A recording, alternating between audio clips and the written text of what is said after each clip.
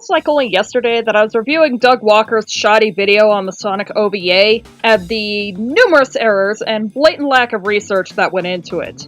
In that video, I ended up tallying 45 problems with his review. From unfunny jokes to alarmingly misinformative statements to very spotty coverage based on what jokes he could come up with, to say it's one of the worst Nostalgia Critic episodes is about right, if slightly in the understatement area. Then again, the show has maintained a consistent poor quality for years, so making that particular call is a bit tricky. However, even with common glaring problems in every episode, a lot of Doug's fans feel the need to attack anyone who has a rebuttal video pointing them out. Often with the defense of, it's just comedy, or it's just his opinion. Look, you can make these claims all you want. It is allowed under the First Amendment. But that doesn't grant you or Doug immunity to criticism. And the criticisms people have brought up against Channel Awesome do hold weight, in both the reviewing field and how the company is run. I don't have time to go into the latter, but I highly recommend Cinematic Venom's documentary as it highlights a lot, and I do mean a lot, of scummy practices going on behind the scenes and exposing the company for what it is. As for the reviewing field, it becomes very clear that the Nostalgia Critic has no idea what he's doing. For an analytical series, there's a shocking lack of genuine analysis and insight going on. 2 ingredients necessary for a fair review of the work in question. Another key ingredient for a fair review is a substantial amount of research beforehand to know what you're getting into, including watching a good chunk of a series, watching a film at least a couple of times, cross-referencing text related to the subject. I mean, we do have wikis for just about every pop culture name under the sun, and just overall having a strong grasp on the thing you're reviewing. Doug Walker has only done this once, and this was for his review of Shyamalan's piss-poor film adaptation of Avatar: The Last Airbender. For those who don't know, for his review, he rewatched the entire series in preparation for the film, and it appears he even did some cross-referencing as well. And to this, I must apply what was coined by Mr. Enter known as the Charlotte Fullerton effect. When a creator is able to make one high-quality, very well-done work, it destroys any and all excuse they have for their consistent mediocre or low-quality works. Doug has shown that he can put in the work to give an informative and fair review of something, which makes everything after even more frustrating and worse off. And before anyone gets on me about it, allow me to correct the record on a misconception a lot of his defenders hold. No one is asking that he actually like and adore whatever he's reviewing before tackling it. He can hate a piece of work all he wants. What we are asking is that he seriously analyze what he's talking about and be fair with his opinions. The fastest way to make sure no one will ever take your review seriously is to display how little you know about the subject and how obvious your lack of research is. On another note, cramming your review with nothing but jokes is also a turnoff. Something Nostalgia Critic is a repeat offender of doing. Jokes can be used in reviews, but they have to be done sparingly and used in a way that enhances the viewing experience. Personally, I find Josh Scorcher, Miss Anthropony, and later Mr. Enter videos to be examples of how to do jokes in reviews effectively, and so they don't overstay their welcome. Well, I suppose now it's time to get into the meat of things. Uploaded on November 7th of 2018, the Nostalgia Critic episode on the Powerpuff Girls movie from 2002 is a particularly interesting specimen of suck, and I don't just say this because he's taking on something I like.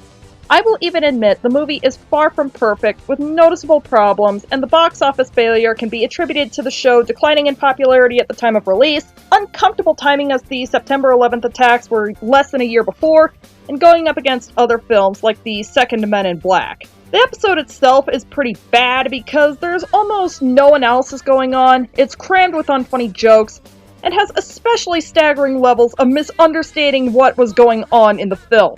A film aimed at children, mind you.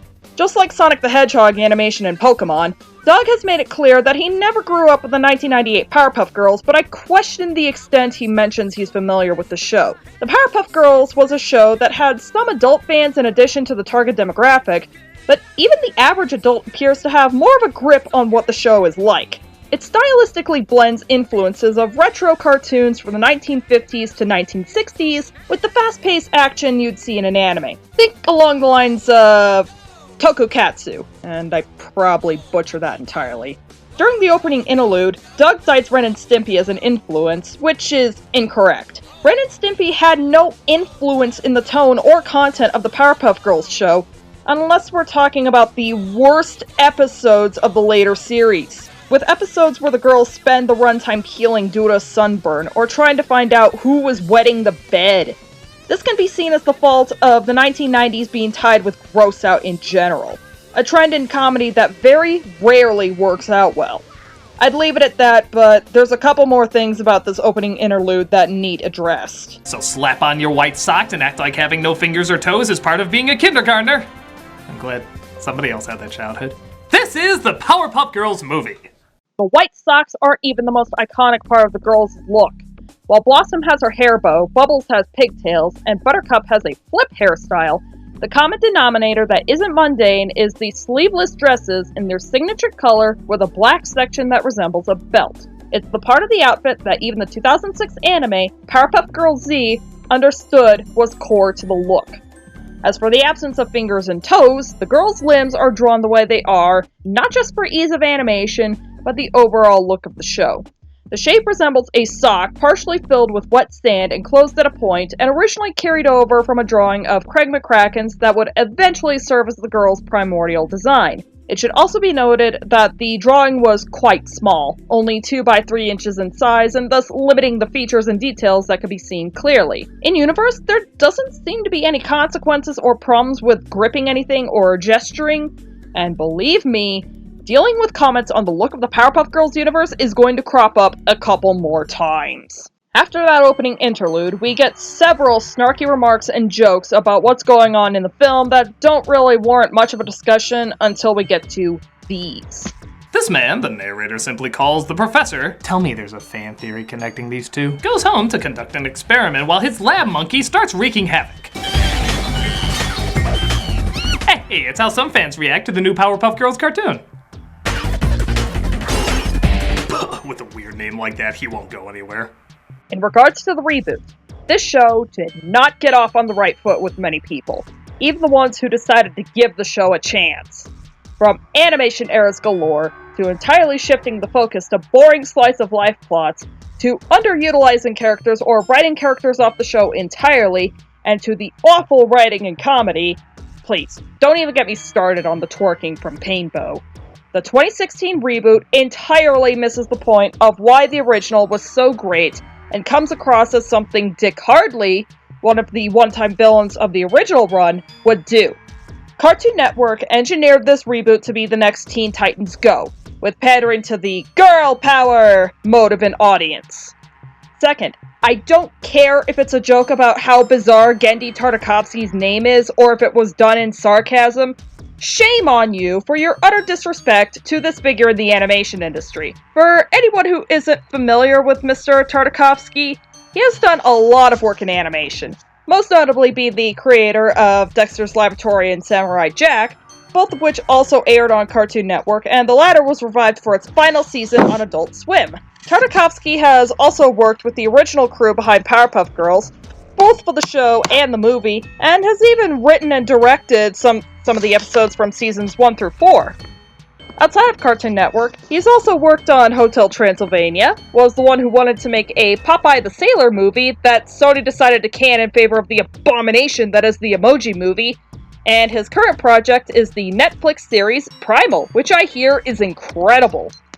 With all this and more under his belt, it's quite insulting that Doug would even consider making this joke, let alone this being the execution of it he wanted to go for. After drawing attention to the foregone conclusion that is the creation of the girls, Doug comments on how Professor Utonium is rambling to himself about the motivation to make them as he heads out of the house to get gifts for them, and it's one of those times that makes it apparent he wasn't paying attention to details before this point. Yes, the verbal telegraphing of the motivation is given to us after the girls appear, but you can get the show part of it well before we get the tell.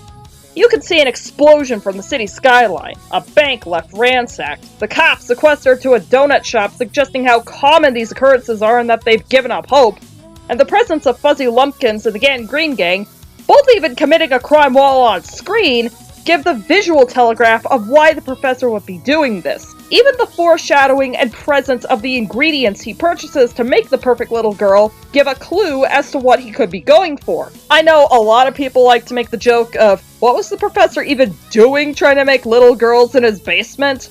But these two components make a good enough key into the motivation before the verbal rambling elaborates on it. He quickly finds out that they have superpowers. Thank God for this slow pan over to Chemical X, or else we never would have found out what did it. Except for the other times you focused on it, and the fact that's repeated over and over in the show's opening credits. I think kids can connect the dots. Let's put aside the fact that fans are definitely watching and know about the foregone conclusion, and think about this from a newcomer's view, especially considering this movie serves as the origin story of the Powerpuff Girls and how they eventually became the defenders of Townsville. Yes, the Chemical X was an accidental inclusion, but a newcomer could assume that it was the missing ingredient that was needed to actually bring the girls to life. When it's shown that the girls have superpowers, even the professor is a bit confused and awestruck as to how this could happen until you look back at the Chemical X blast. Not only were they brought to life by it, but it gave them superpowers as a side effect. It's a detail that those who have never been exposed to the series would appreciate. So he continues to comment on their family time, and we get two jokes that should have been scrapped. The first one being a jab at the girl's laser vision charging up that doesn't add anything to the review, and the second one being a complaint that all the cute stuff is causing the film to not live up to the PG rating. So they're put to bed while the professor comes across a picture they drew. Okay, the PG promised me non-stop frenetic animated action, which sounds more like a Critic quote than a warning, but you come through on what my parental guidance is required! What if I told you that the original run actually had a couple of breather episodes or some slice-of-life elements added to them? As strange as it sounds, there was a thing as too much action in this show, and it was a trap a lot of the season 5 and 6 episodes fell into. Episodes that were nothing but 11-minute battles tend to get stale very quickly, such as Custody Battle. Powerpuff Girls works best when the writing is balanced between plenty of high-speed action and violence, and what the characters, both the heroes and the villains, do in their free time. If Doug wanted to watch the parts that warranted the PG rating, he could have easily just skipped to the climax instead of starting at the beginning and making this review therefore. After a couple more jabs at the character designs when the girls get to school, an annoying joke about how Tom Kenny's performance as Mitch Mitchelton sounds like an impression of Popeye, and failing to see how this would in reality be a very awful level design for a game, Doug makes a comment on how long the tag sequence goes. So okay, while this is a cute idea, it goes on a little long. Like, a little long. The whole tag sequence from beginning to end is 9 minutes. 9 minutes! It's like imagining one of those pointless fight scenes in The Matrix Reloaded, except to make it even more pointless, they're just playing tag. Granted, the action is kind of creative, but there's no conflict outside of people just want them to stop playing tag. As a superhero movie, even for kids, that's not especially exciting. This is a fair point about the pacing, but I never minded how long the tag sequence lasted because it was fast-paced and something was always happening to keep the action moving. Also, he says the sequence goes on too long when he in reality has no right to complain. A minute ago, you were complaining about where all the frenetic action was in the movie, and you are a repeat offender of jokes and sketches that go on for way too long, which are especially noticeable because your pacing is far too slow and you insist on dragging the joke out for as long as you can, even when it's not funny. And he makes the same complaint about the build-up to the pickle cart joke and Crash, where I feel I am obligated to bring up his philosophy on comedy and animation. I've come to notice that Doug Walker, in and out of character, expects joke setups to be simple gags or comedy routines, much on par with Looney Tunes shorts. The problem is that while the Looney Tunes have gotten this down to a science and Animaniacs has been able to successfully recreate these setups, it's a form of comedy that's become far too limiting. There are some classic staples like the walking off a cliff and then gravity setting in or falling anvils, but to use them on a regular basis will become stale after a while. Not to mention that since then, we've moved on to a much wider variety of humor. Plus, referring to some jokes where the timing is crucial to make it work as just a routine of some kind is pretty insulting. It'd be best to describe it as wind-up, punchline, effect. There really isn't much left to talk about until the girls have to walk home from school, so let's just move on. Things get even more intense when they're stopped by a local gang. You know, just because they got a new member doesn't mean the gorillas need to do crossovers. I don't know if it's just the fact that I was on a Gorillaz kick when I started the script, but this is the joke that made me want to tackle this review.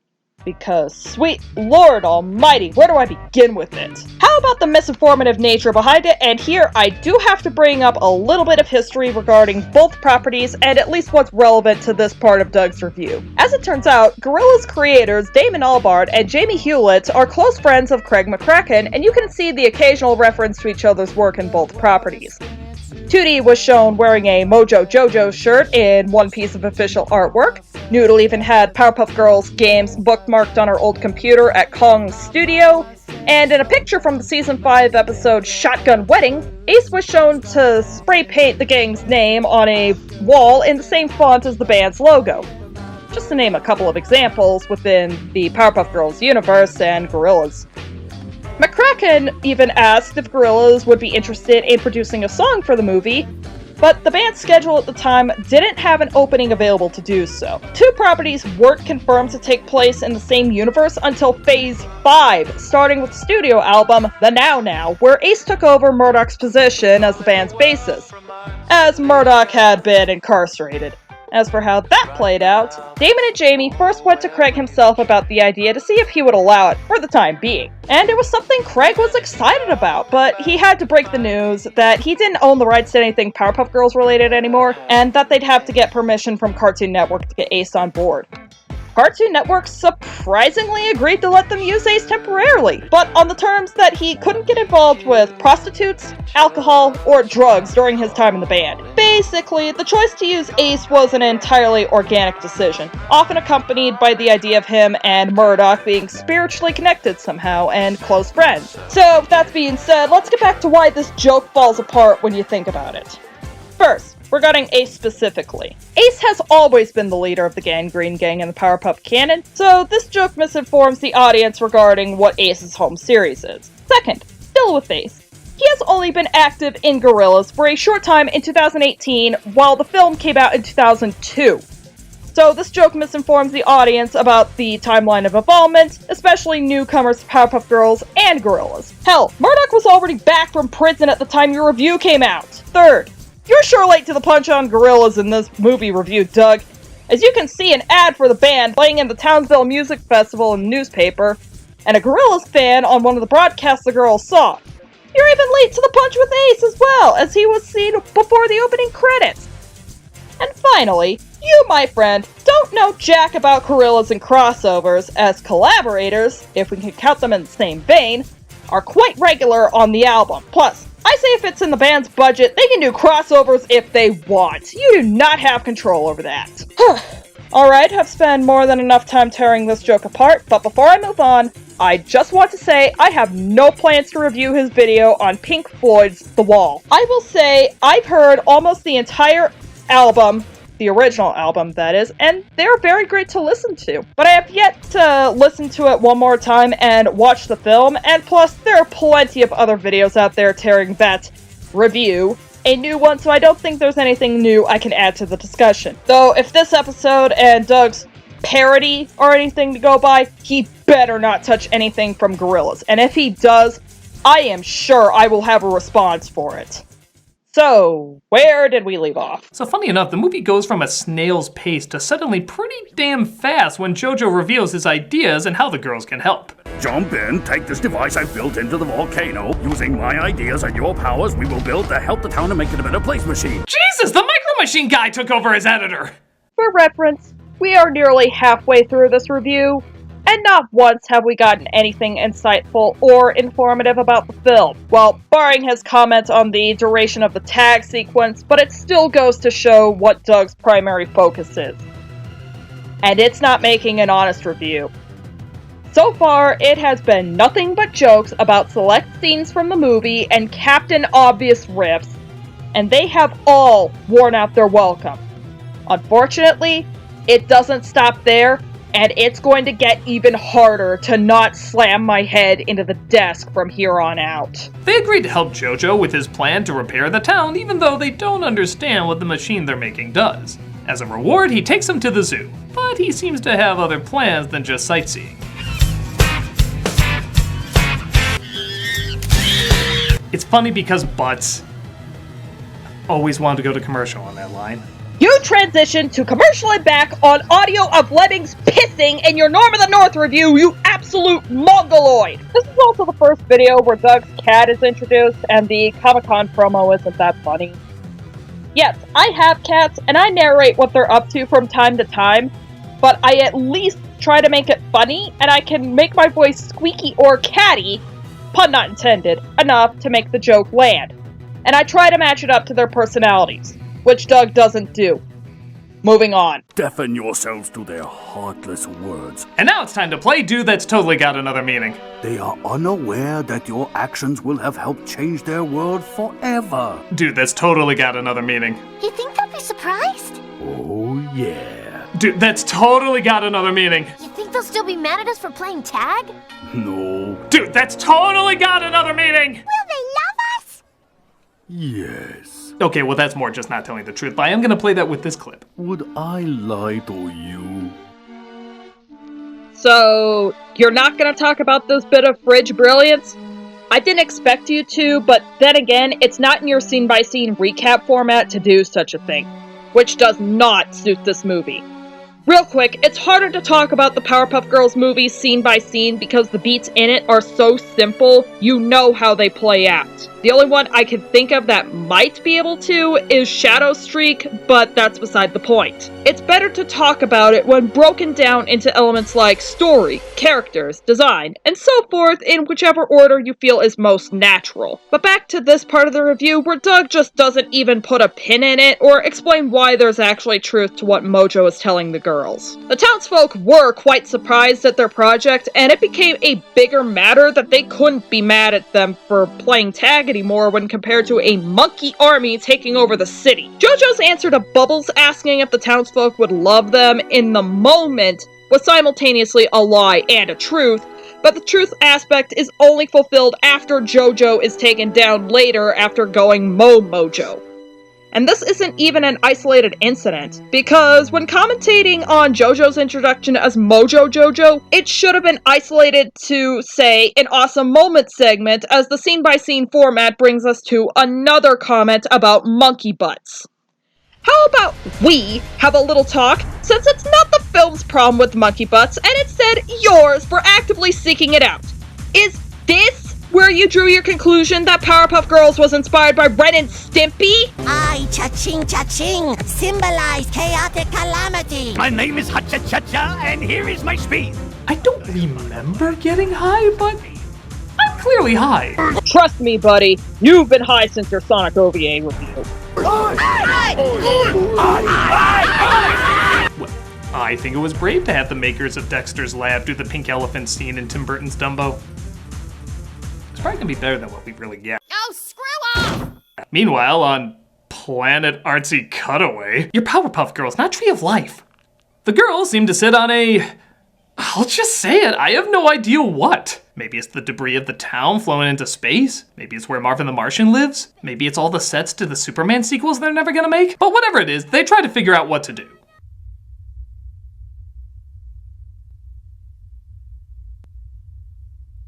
What is this, a Swedish expressionist film? Just punch it! I'm losing my patience, if I haven't already. The asteroid belt scene is a moment of the girls having to deal with some feelings of betrayal and how they manifest in each and every one of them. Bubbles is easy. She cries in shame because she didn't mean to hurt anyone, and yet that's what happened, and she also got hurt from being used to do so. Buttercup is pissed at being lied to, and only adds to her fire with fire aggressive vents.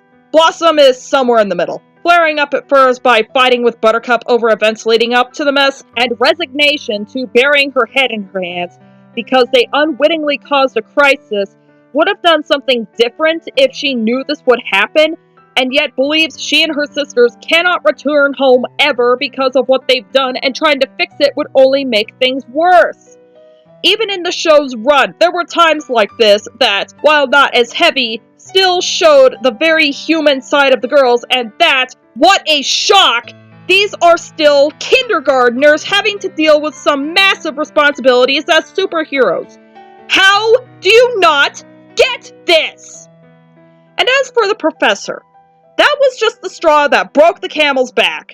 You'd feel pretty shitty too if you saw your dad give into general consensus over believing that you had no idea what would happen. However, because he's their dad and has created them with the best of intentions, they still go back to prove that his work wasn't all for naught. We're ignoring the 2016 version of the professor. That incarnation can fuck off. But Buttercup punches one of them and they get an idea. Come on, girls! Let's put an end to this guerrilla warfare! Violence! That's what'll save the day! We had to do so many PSAs to balance this out? Wait, that's not a thing when this was made? Oh, good. Just blow shit up to blow shit up. I'll just say it, it's really weird but really awesome to see this much animated violence in a kid's film again. I don't think I've seen this much hand-drawn explosion punching for children since G.I. Joe the movie. As I said earlier, you could have just watched the fight scenes over and over and not made this review if all you wanted to see was little girls beating things up.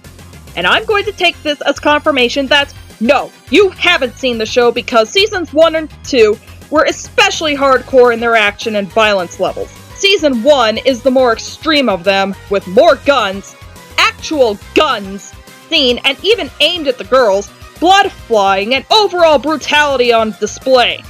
And if you hated the action drought in several quotations up to this point, you're going to loathe the aforementioned 2016 reboot. An incarnation that is so neutered and void of what made the original so great that it shouldn't exist. Join me.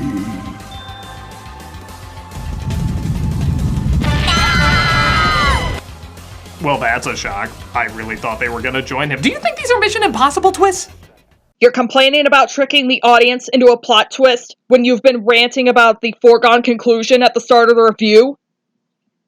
Really? So the town loves them now and lets them fight evil wherever it lurks. The Powerpuff Girls!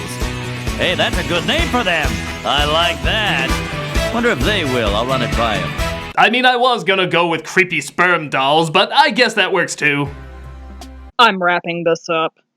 You didn't need to end the scene-by-scene portion with a comment that at this point wouldn't be out of place in the reboot after all the creepy and perverted undertones it shoved in people's faces over its 4-year run. And it especially wouldn't surprise me if that line got referenced in the upcoming CW series, which looks like it's going to give the 2016 reboot a run for its money on how bad it is.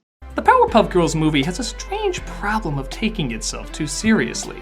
Which is fine if you want to try something new, but it needed a more complex story with twists and emotions. When the action and the comedy does get going though, it is kind of fun. It's not as fast or creative as the show, but the upped production value does make it nicer to look at.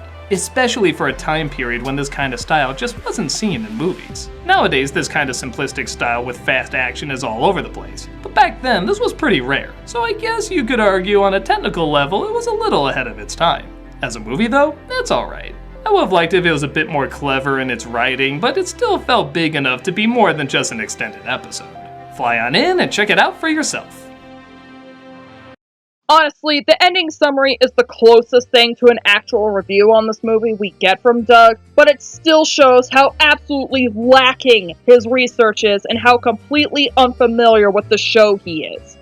He doesn't talk about the development history behind the film, why the team went with a darker tone and how Craig McCracken later regretted this decision, how the plot conflicts with some information revealed in the episode Mr. Mojo's Rising, or even the artistry and neat little details that you'd notice on rewatches, and multiple ones at that to get them all.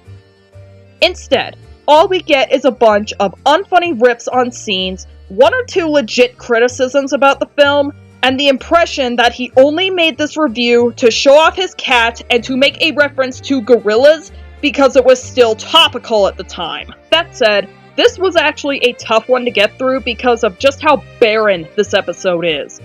There were barely any legit points or discussions throughout the course of it, and the few times I found something to bite down on just go to show that Doug just does not care to give a work, especially something as beloved as Powerpuff Girls, a fair review or the diligence in preparation to review that it deserves. But he could do all the research and preparation in the world to tackle The Last Airbender, that's fine. No. Sure, it's Doug's magnum opus. Make of that what you will. But after that, he could get better and improve with each new review, or go back to his old ways and reach rock bottom as stagnation progresses, then start digging when he doubles down on his methodology and scumming behavior behind the scenes when he gets exposed for the hack he is. And pray to Murdoch, I don't have to roast your take on gorillas if you choose to make one, Doug. You saw what happened when you took on Pink Floyd. Devoted fans of an animated monkey band will be just as raring to rip you to shreds if you touch Damon and Jamie's brainchild. But for now, I must prepare for my next defense. He went round 2 with the blue. Thanks for watching. Fuck off, Critic. Power